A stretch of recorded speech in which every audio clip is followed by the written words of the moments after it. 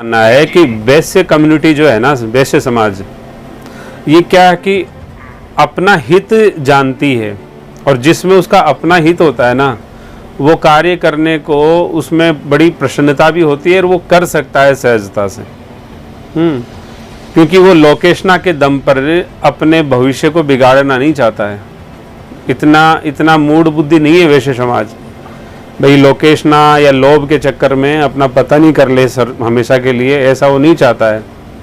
तो इसलिए वो उसको थोड़ा सा विज्ञान बता दिया जाए यथार्थ का, तो निसंदेह मैं मानता हूँ कि वो शहर से इसको मान लेंगे और इसी सिस्टम के अंदर इसको मानते ही श्री गौ माता की सेवा भी बहुत विस्तार से हो जाएगी।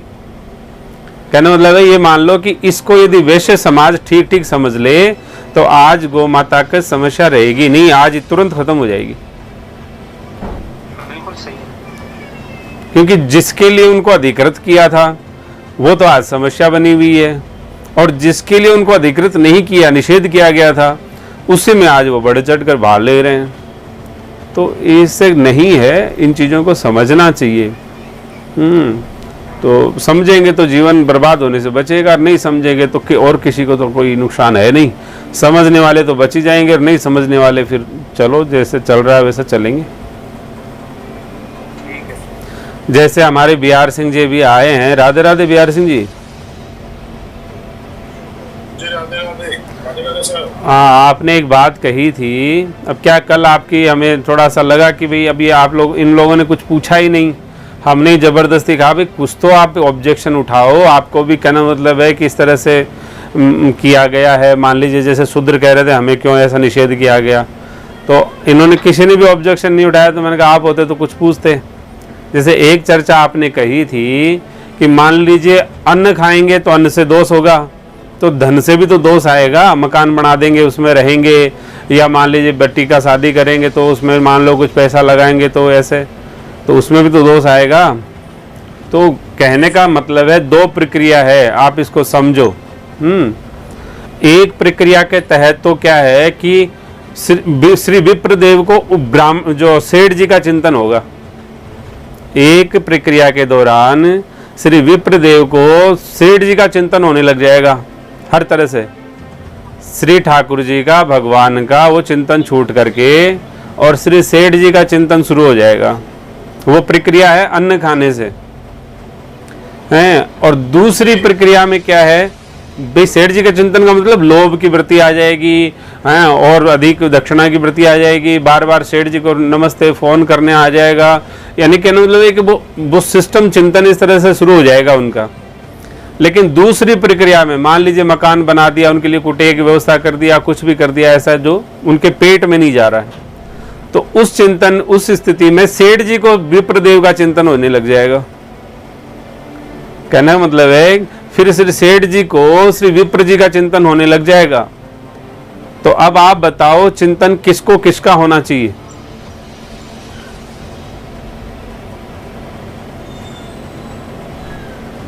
जी।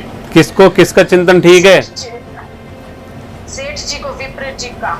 हाँ, क्योंकि सेठ जी को विप्र का चिंतन होगा तो उनकी जो कुछ थोड़े बहुत दोष होते हैं उनका निवारण होने लग जाएगा, और उनके जीवन में भी सात्विकता बहुत सहजता से प्रवेश कर जाएगी। क्योंकि विप्रदेव तो है 100% शक्ति का पुंज, और सेठ जी को मान लीजिए उनका 10% भी चिंतन हो गया तो उनको तो चाहिए 7.5% ही मात्र, तो उनको तो काम वैसे बन जाएगा फटाफट तुरंत। मान लीजिए कोई धर्मशाला का निर्माण करवा दिया उन्होंने, तो धर्मशाला का चिंतन श्री सेठ जी को होगा, ना कि कोई आने वाले से जो शरणार्थी हैं या जो राहगीर हैं उनको नहीं होगा सेठ जी का चिंतन, जानते ही नहीं वो सेठ जी को। तो कहने का मतलब है जो शास्त्रीय मर्यादा से जो उनको अधिकृत सेवाएं दी गई है उसको करने से सेठ जी का कल्याण निहित है, और उनको नहीं करके अनाधिकार चेष्टा करना तो उससे क्या है, निषेधाज्ञा को करना, उससे क्या है कि समाज का तो पतन होगा ही होगा, और समाज का पतन आएगा श्री विप्रदेव की तरफ से। वो विप्र का पतन तो समाज का पतन, खत्म कहानी। क्योंकि वेद की दृष्टि से विप्र को मनुष्य की बुद्धि, मस्तिष्क, सर बोला गया है, तो किसी इंसान का सर ही मान लो विकृत हो गया तो उसको मनोरोगी को क्या करेंगे, जीवन बर्बाद है, उसका कोई मतलब नहीं। आधुनिक अदालतें भी उसको मृत्युदंड से माफ कर देती है क्योंकि वो जिंदा ही नहीं है, अब तो मर गया। खैर, तो कहने का मतलब है कि यदि किसी समाज का सर ही खत्म हो जाएगा तो समाज तो निसंदेह मर गया, कोई मतलब नहीं, उपयोगिता नहीं उसकी। या जैसे पागल खाने में लोग रहते हैं वैसे ही रहेंगे लोग समाज में, और इसी वजह से आज समाज में ऐसी स्थिति है कि हर आदमी, तीसरा आदमी पागल ही है। और तीसरा तो खैर मैंने कम बताया, दूसरा मान लो। तो कहने का मतलब ये है कि हमारी जो सैद्धांतिक शैली है, जो सनातन की वैज्ञानिक पद्धति है, उसको मानने से सबसे पहले तो स्वयं का हित होता है और फिर उसके बाद में अपने संबंधों का हित होता है, और संबंधों से फिर समाज की तरफ ये दिशा जाती है। और नहीं मानेंगे तो फिर कोई बात नहीं है, समाज का तो पतन होगा ही होगा, खुद का भी पतन साथ होगा। ऐसा नहीं कि खुद बच जाएंगे, जब समाज में ही, आप भी तो समाज में आते हैं। ठीक है, 2 दिन की चांदनी फिर अंधेरी रात, वो कहानी है जो चलती रहेगी। और ये हमें पता है, यदि ये कम्युनिटी इसको विचार करे, इतना धर्म पुण्य, दान पुण्य सब कुछ करते हुए भी ये जिस प्रॉब्लम से चल रहे हैं, या जिस प्रॉब्लम में बहुत ज़्यादा अपने आप को फील कर रहे हैं, तो उसका विज्ञान क्या है फिर? जैसे हमारी प्रीति जी बोली थी कि हमारे जो बेंगलोर वाले, जो हमारे रिलेशन वाले हैं, वो सारे अच्छे हैं, सर्वगुण संपन्न हैं, लेकिन उसके बावजूद भी एक लायक पुत्र जो है बिना शादी के बैठा है। तो ऐसी नहीं, अनेक ऐसे समस्याएं हैं जिनका उत्तर क्यों नहीं मिल रहा, या क्या कारण है कि समस्या क्यों आ गई। तो हमें इसके बारे में बहुत गहनता से चिंतन करना चाहिए और यथार्थ में जीवन में अपनाना चाहिए। क्या दिक्कत है? अब समाज तो समाज है साहब, समाज को तो कैसे सुधार सकते हैं? जब तक स्वयं नहीं बदलेंगे समाज बदल नहीं सकता।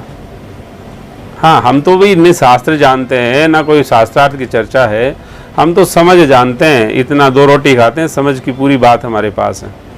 और जो महापुरुषों के कृपा से और जो ठाकुर जी की प्रेरणा से जो बात है, इसको कोई गलत सिद्ध करके दिखाए साहब, समझ के हिसाब से, और हम उसको प्रैक्टिकली करके दिखा देंगे। एक ही दिन कोई साथ आ जाए हमारे और हम दिखा देंगे लोगों साहब क्या प्रभाव। देखो, जब विचारों का प्रभाव पड़ सकता है, स्पर्श का प्रभाव पड़ सकता है, तो अन्न का प्रभाव क्यों नहीं पड़ सकता? इसका जवाब दे दो कोई। मुझे ज्वाइन कर लीजिए।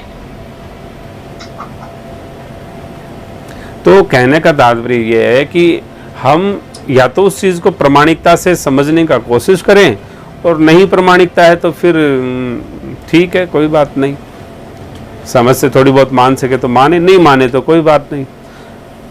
ये बात है। इसलिए कोई बिहार सिंह जी, आपका कोई क्रॉस क्वेश्चन उठ रहा हो तो बताओ इसमें। नहीं जी नहीं।